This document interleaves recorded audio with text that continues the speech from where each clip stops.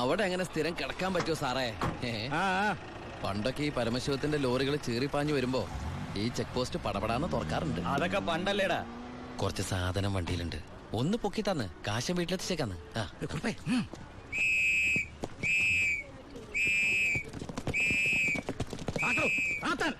ഞാൻ പറയാതെ ഒറ്റ വണ്ടി കടത്തി വിടരുത്. എന്താ സാർ പ്രശ്നം? എന്താ നിനക്ക് അറിഞ്ഞൂടാ? വെറുതെ എന്റെ സമയം മെനക്കെടുത്തല്ലോ സാറേ, എനിക്ക് വീട്ടിൽ ധൃതിയുണ്ട്. എടുത്ത് വണ്ടി തൊടുവനെ. എന്തിന്? പബ്ലിക്കായിട്ട് സ്പിരിറ്റ് കൊണ്ടുവന്നിട്ട് നിന്ന് കുറയ്ക്കുന്നോടാ. കേറി പരിശോധിക്കണോ?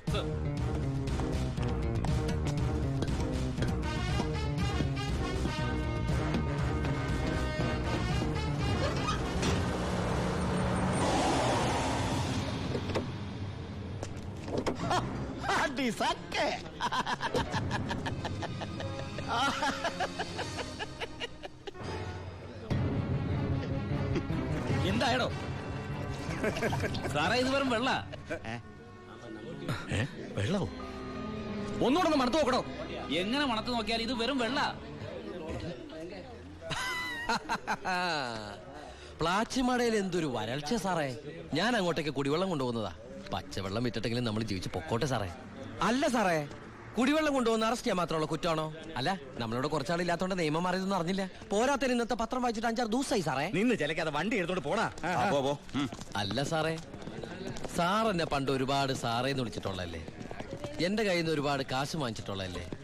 ഞാൻ ജയിലിൽ നിന്ന് വന്നപ്പോ പലരും പറഞ്ഞിട്ട് ഞാൻ വിശ്വസിച്ചില്ല സാറേ. സാറൊക്കെ പഴയ സാറല്ല, പുതിയ സാറുമാരുടെ സാറാണെന്ന് പറഞ്ഞു സാറേ. നിർത്തണം നിന്റെ ഈ സാറ് വിളി. നീ ഏതർത്ഥത്തിലാ ഈ സാറേ എന്ന് വിളിക്കുന്നത് എനിക്ക് നന്നായിട്ട് മനസ്സിലായി. അപ്പൊ ഞാൻ ഉദ്ദേശിച്ച സാറ് മനസ്സിലായി. സന്തോഷം. വരട്ടെ സാറേ. വെറുതെ സാറേ. എന്താ സാറേ? വീട് സാറേ. സാറേ ഹായ്. അടി സാക്കേ വർക്കിച്ചായോ? എന്നാടോ ഒരു സ്നേഹമില്ലാണ്ട്? വർക്കിച്ചായോ, ഇതെന്റെ ഒരു ടെസ്റ്റ് ഡോസ് ആയിരുന്നു.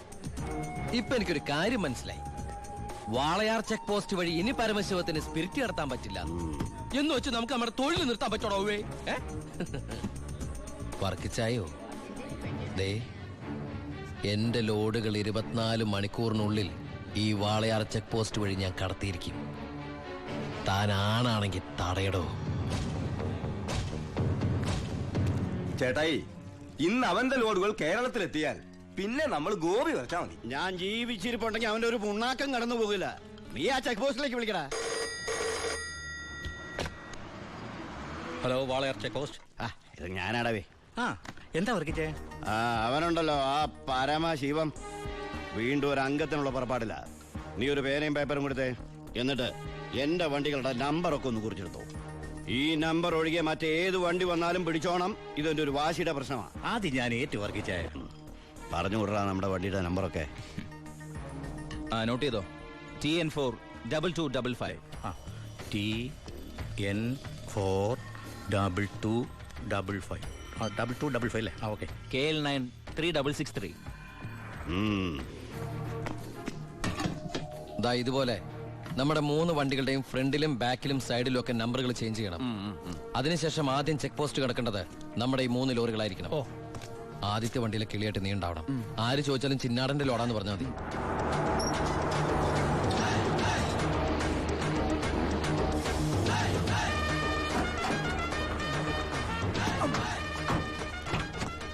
നമസ്കാരം.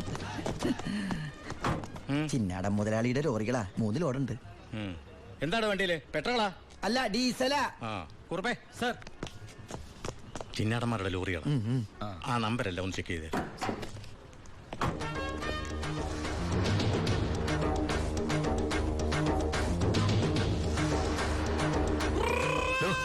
എന്താ സാറേ?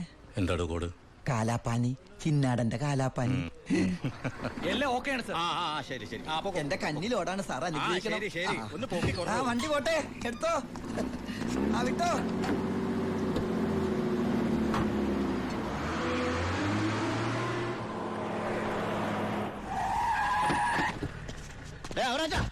എവിടെ പോയി? എവിടെ ഉണ്ടോ മുതലാളി? എന്താ മുതലാളി? ചെക്ക് പോസ്റ്റിലൊക്കെ പറഞ്ഞു. കോഡ് മറക്കണ്ട. കാലാപ്പാനി. ശരി മുതലാളി, ശരി.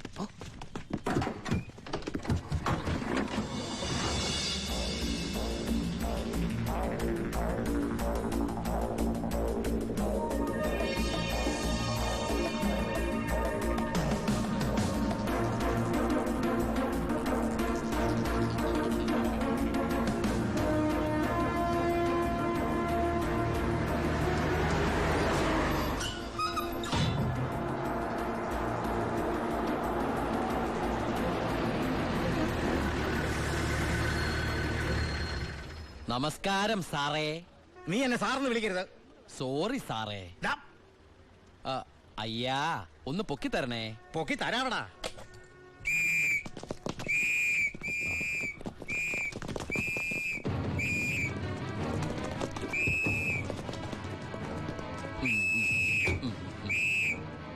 എല്ലാരും ആയില്ലേ? ഈ 3 ലോഡും പ്ലാച്ചുമടക്കുള്ള കുടിവെള്ളമായിരിക്കും ഇയാടാ. അല്ല, സ്പിരിറ്റാ. സ്പിരിറ്റോ? ആ, കേറി പരിശോധിക്കണോ?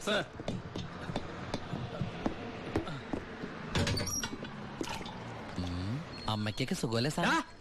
ഇവിടെ ഉള്ളവരൊക്കെ ഉണ്ണാക്കന്മാരെന്നാണോ നിന്റെ വിചാരം? എനിക്ക് മാത്രമല്ല സാറേ, ഇവിടെ നിൽക്കുന്ന കംപ്ലീറ്റ് ആൾക്കാരുടെ വിചാരം അതാണ്. ആ, സ്പിരിറ്റാ സാർ, ഇതിലും സ്പിരിറ്റാ സാർ. ഇതിലും സ്പിരിറ്റാ പറയുന്ന അവരുടെ ഒരു സ്പിരിറ്റ് ഉണ്ടല്ലേ സാറേ? കൈയെടുക്ക് സാറേ. ഏയ്,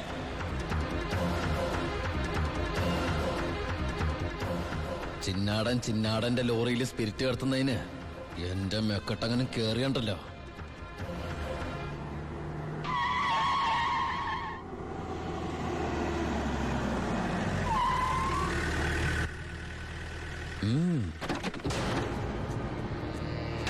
ഹായ് അടി സക്കേ.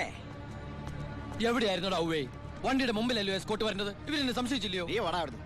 എന്നതാണോ പ്രശ്നം? ഈ ലോറികൾ ആരെന്നുള്ളതാ പ്രശ്നം. ഇതെന്റെ ലോറികൾ തന്നെ. കേട്ടല്ലോ, എല്ലാരും കേട്ടല്ലോ. കള്ള സ്പിരിറ്റുമായിട്ട് വന്ന ഈ 3 ലോറികളും നമ്മുടെ ബഹുമാനപ്പെട്ട വർക്കിച്ചിന്റേതാണെന്ന്. അപ്പൊ എന്നതേ പറയുന്നേ? ഇത് നമ്മുടെ ലോറികളല്ല. അത് തന്നെയാണോ ഞാനും പറയാൻ വന്നത്. ഇത് നമ്മുടെ ലോറികളല്ല. ഇത് വർക്കിച്ചിന്റെ ലോറി തന്നെ. ഇത് കൊച്ചുവളുടെ പേരിലായിട്ടിരിക്കുന്നത് ചഞ്ചൽ. ഇത് എന്റെ ലോറികളെ അല്ല. അല്ലേ? അല്ലെന്ന് പറഞ്ഞില്ലേ? അപ്പൊ ഓക്കെ. വർക്കിച്ചായന്റെ ലോറികൾ അല്ലെങ്കിൽ നമുക്ക് പിടിച്ച് അകത്തിട്ടല്ലോ സാറേ. എന്തായാലും ഉടമസ്ഥൻ വരുമല്ലോ. അപ്പൊ അയാളെയും പിടിച്ച് അകത്തിടാം. എങ്ങനെയുണ്ട് എന്റെ ഐഡിയ? സാറിന് ടോയ്ലറ്റ് പോകാൻ പറ്റുന്നുണ്ടോ? ഫേസ് വല്ലാണ്ടിരിക്കണു. വർക്കിച്ചായ ഒന്ന് ഇങ്ങോട്ട് വന്നേ. വന്നേന്ന് ഇങ്ങോട്ട് വന്നേന്ന് ഞാനല്ലേ വിളിക്കണേ. വർക്കിച്ചന് ലോറി ലോഡ് അടക്കം വൻ നഷ്ടം വരുമെന്ന് എനിക്കറിയാം.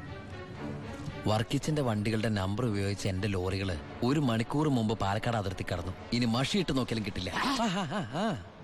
എന്തിനാ വർക്കിച്ചൻ എന്റെ റൺവേ കയറി കളിച്ചത്? അതുകൊണ്ടല്ലേ ഞാൻ കയറ്റി കളിച്ചത്.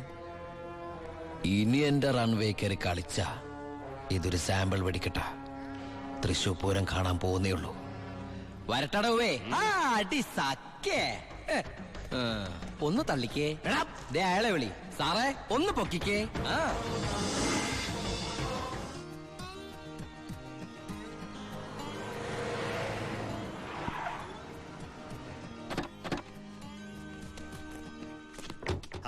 என்ன சத்தியமூர்த்தி இந்த மாதிரி பேசுறேன்?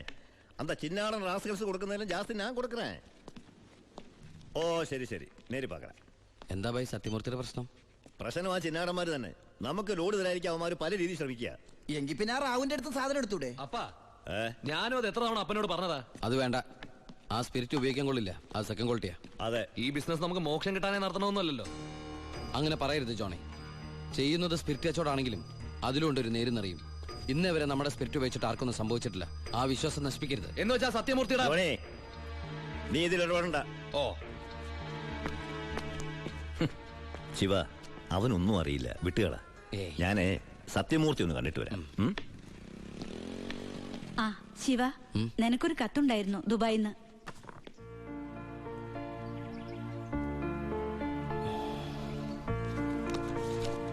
എന്താടാ? വീട്ടിന്ന് ഗോപിയുടെ അച്ഛൻ മരിച്ചു. എപ്പോ? മരിച്ചിട്ട് കുറച്ചു ദിവസമായി. നമുക്കൊന്ന് പോണ്ടേ? എവിടേക്ക്? നമ്മളിപ്പോ ദുബായിലല്ലേ. ഓ, അപ്പൊ ഗോപിക പാവം വീടൊഴിഞ്ഞു പോവാത്രേ.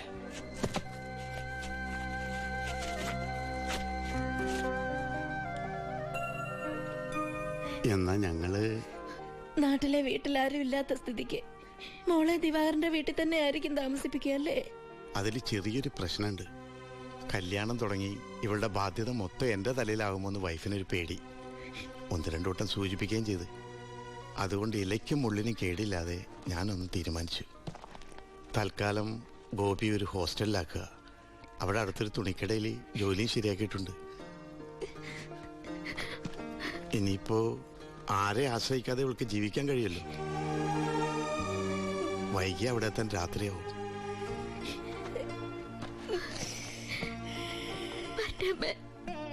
എന്റെ മോളെ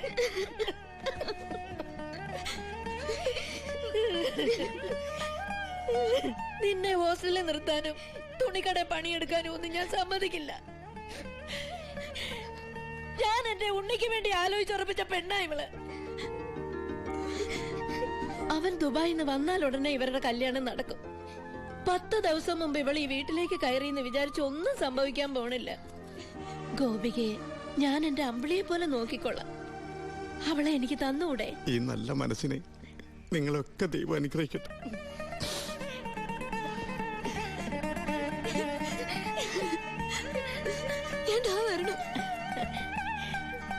വാ മോളെ.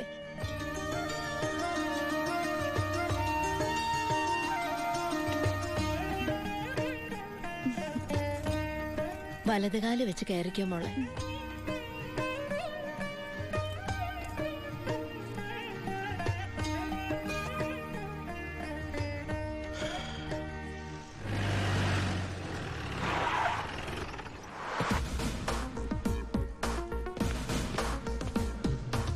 ഫസ്റ്റ് പോസ്റ്റിംഗ് അല്ലേ? അതെ സർ. ഷൈൻ ചെയ്യണ്ടെന്നൊന്നും ഞാൻ പറയില്ല. പക്ഷെ ഈ ഭൂലോകം ഒറ്റയടിക്ക് നന്നാക്കി കളയാമെന്നുള്ള വ്യാമോഹമൊന്നും വേണ്ടതെനിക്ക്. മനസ്സിലായോ? എടോ, ഈ വാളയാർ ചെക്ക് പോസ്റ്റ് പോലീസിന് വലിയ റോളൊന്നുമില്ല. എന്തെങ്കിലും ആവശ്യം വരുമ്പോ ഞാൻ വിളിച്ച് അറിയിച്ചോളാം തന്നെ. അതങ്ങ് ചെയ്തോണ്ടാ മതി. ഡീസന്റ് സ്ഥലമാടോ വാളയാർ. സാറ് പറയും പോലെ വാളയാർ അത്ര ഡീസന്റ് സ്ഥലമായിരുന്നെങ്കിൽ ആ ചെക്ക് പോസ്റ്റ് വഴി കേരളത്തിലേക്ക് സ്പിരിറ്റ് ഒഴുക്ക് ഉണ്ടാകുമായിരുന്നില്ലല്ലോ സർ. വല്ലവരും പറയുന്ന കേട്ടതല്ലാണ്ട് തനിക്ക് എന്തറിയാടോ വാളയാറിനെ പറ്റി? പാലക്കാട് ഡിസ്ട്രിക്റ്റിലെ തമിഴ്നാട് ബോർഡർ, കേരളത്തിലെ പ്രധാന ചെക്ക് പോസ്റ്റ്, സങ്കര ഭാഷ, വിസ്തീർണം 62.84 സ്ക്വയർ കിലോമീറ്റേഴ്സ്, ജനസംഖ്യ 16,000, police station strength 47 constables, 10 head constables, 2 ASI, 1 SI. ഈ വർഷം ചാർജ് ചെയ്യപ്പെട്ടത് 14 ക്രിമിനൽ കേസുകൾ, 250 പെറ്റി കേസുകൾ. ഇതല്ലേ സർ വാളയാർ? ചെക്ക് പോസ്റ്റിൽ പോലീസിന് വലിയ പണിയൊന്നുമില്ല, വേണ്ട. പക്ഷെ ചെക്ക് പോസ്റ്റ് കടന്ന് നമ്മുടെ അതിർത്തിയിലൂടെ വരുന്ന വണ്ടികളിൽ വല്ല കള്ളക്കടത്തും കണ്ടെത്തിയാൽ ഒരു SIയുടെ അധികാര പരിധി വെച്ച് എനിക്ക് കേസ് എടുക്കാമല്ലോ sir. Yes. Thank you sir.